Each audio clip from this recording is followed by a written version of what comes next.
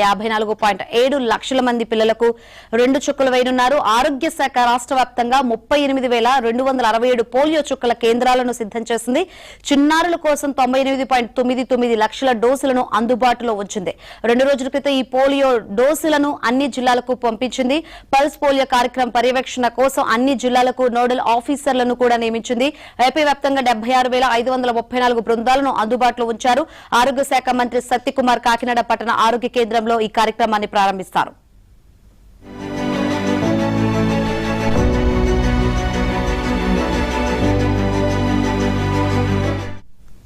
ఇవాళ పలు కారణాల వల్ల పిల్లలకు చుక్కలు వేయించలేకపోతే ఈ నెల 22, 23 తేదీల్లో ఇంటింటికి వెళ్లి పోలియో చుక్కలు వేసేలా ప్రత్యేక ఏర్పాట్లు చేశారు. పల్స్ పోలియో కార్యక్రమంలో భాగంగా ప్రభుత్వం 1854 మొబైల్ బృందాలను కూడా ఆరోగ్య శాఖ అందుబాటులో ఉంచింది. ప్రతి బృందంలో ఒక మెడికల్ ఆఫీసర్ తో పాటు 2 సభ్యులు ఉంటారు. వీరు ఈ నెల